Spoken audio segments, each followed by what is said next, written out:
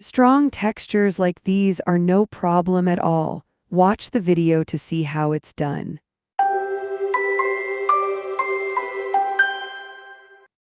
For a 40x 40 cm canvas, you'll need 300 grams of marble powder and 200 grams of acrylic binder. First, pour the dust into a bowl and then add the 200 grams of acrylic binder. I've transferred mine from the large containers into an old detergent bottle. That way, I don't have to work with a scoop every time. It's very practical and allows for precise dosing.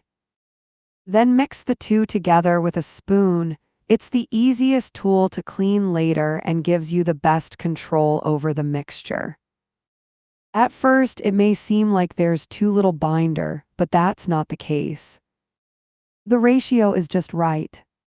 You can see here in my bowl, the mixture turns liquid and becomes a smooth, homogeneous mass. You can now apply the mixture to the canvas using a palette knife. I scoop it up from the bottom with the knife, that way it spreads more easily. I begin by simply spreading and smoothing the mixture to eliminate any remaining lumps. The first layer is just a thin coat to prime the canvas. It's not very thick yet, just a base to build stronger structures on top of. Once the first layer is done, apply a large amount of marble powder on one side to form a shape. You'll see that I just smooth it out, nothing more is done with this shape. There's also a second method. Since I'm running out of marble powder, I simply spoon it onto the canvas. It's not very deliberate, just place like you'd scoop out cake batter. I then smooth it slightly, and that's it, the structure is done. With a small spatula, I scrape the last bits from the bowl and apply them to the palette knife. I spread these leftovers around a bit, but I won't change the large structure anymore, just decorate the edges a little. These strong textures need at least 2 days to dry. Keep them warm and let air circulate from underneath to get beautiful, large, strong cracks. Here's how my piece looks after 3 days of drying. The cracks turned out beautifully. There are fine cracks around the edges and larger, deeper ones in the center. When you run your hand over it, you'll feel the rough texture, so I always recommend a light sanding. It's not much. I go over the entire surface and then more thoroughly over the edges, so there are no sharp bits sticking out and everything sits smoothly on the canvas. In the middle, I just lightly go over it and check by touch. That's usually enough. Tap your piece clean before you start painting. We begin with a lot of white and just a bit of brown and black. The brown is umber and the black is standard black. I'm keeping the color palette neutral, it will look stunning. Even if darker tones are added later, I always start by painting the whole piece white. This allows you to add color and shadows gradually, without making the painting too dark too quickly. The white gives us a base layer that blends smoothly. As you can see, I scrub the paint in thoroughly to reach the grooves, only then does the color come in.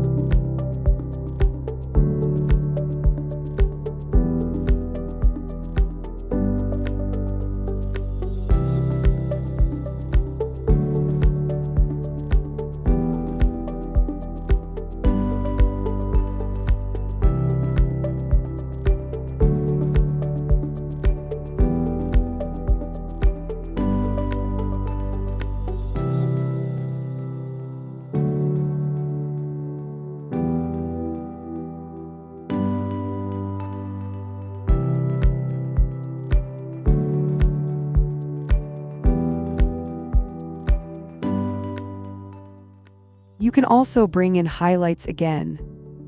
I go over the darker areas with white to add a bit of brightness. Don't forget the edges. If you paint them now, there's no need to touch them up later.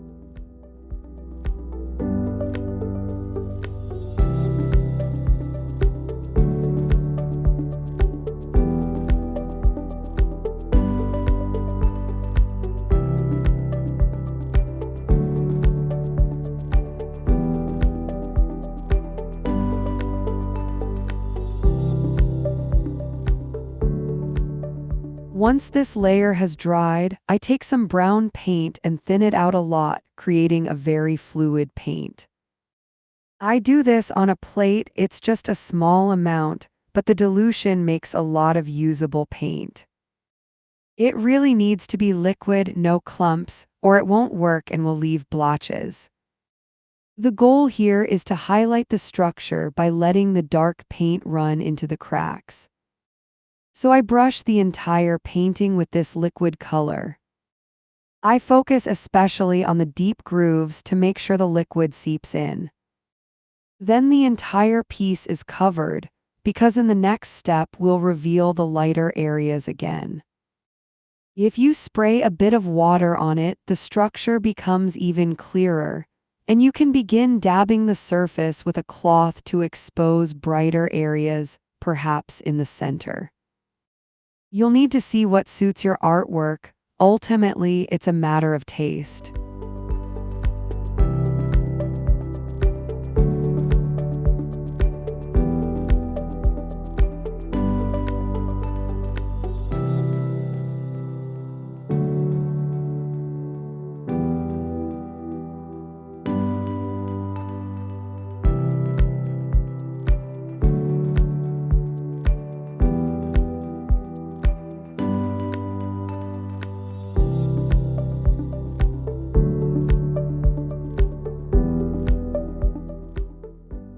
And once again, remember the edges at every step. After this layer dries, in about half a day, we continue with the glossy layer. We use both silver and gold, no need to choose. This way you can guide the result. In lighter areas, let the silver dominate. In darker areas, lean toward gold. Very important, I don't mix the metallic tones on the plate. The blending happens directly on the artwork. That keeps the painting lively and stops it from becoming a flat silver or gold layer. Let your instincts guide you. It's fun and looks fantastic.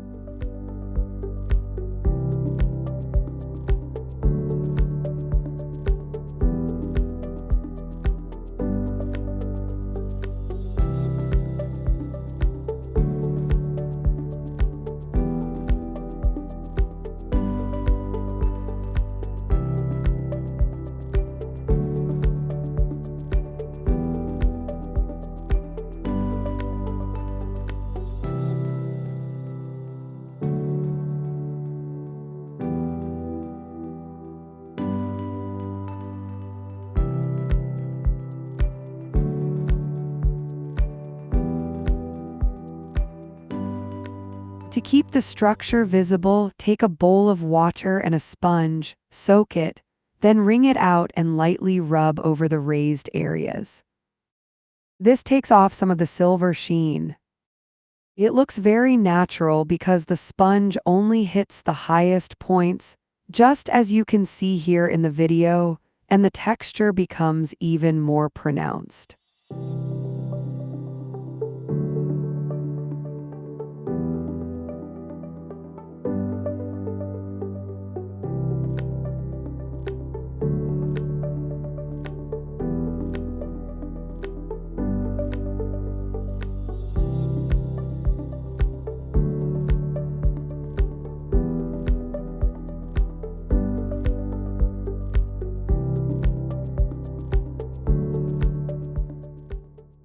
And don't forget the edges here either.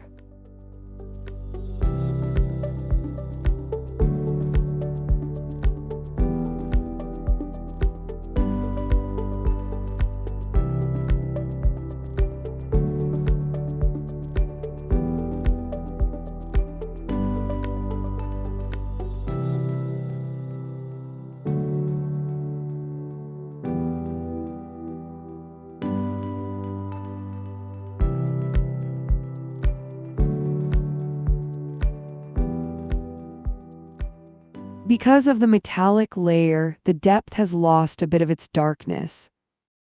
So we go over it again with liquid brown and black. I put both on the plate, dilute them well, and get a mix of brown and black that complements the silver and gold beautifully.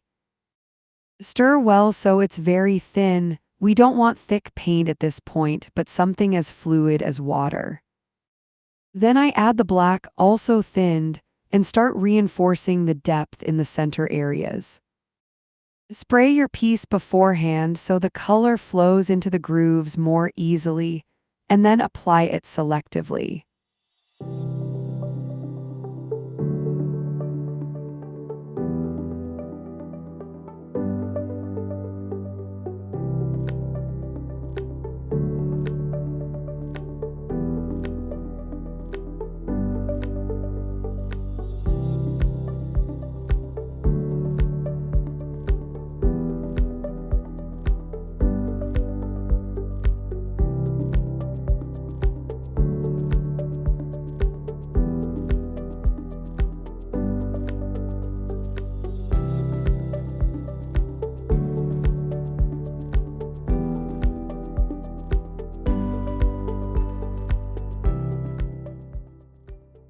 If you liked this video, feel free to give it a thumbs up, subscribe to my channel, and hit the notification bell.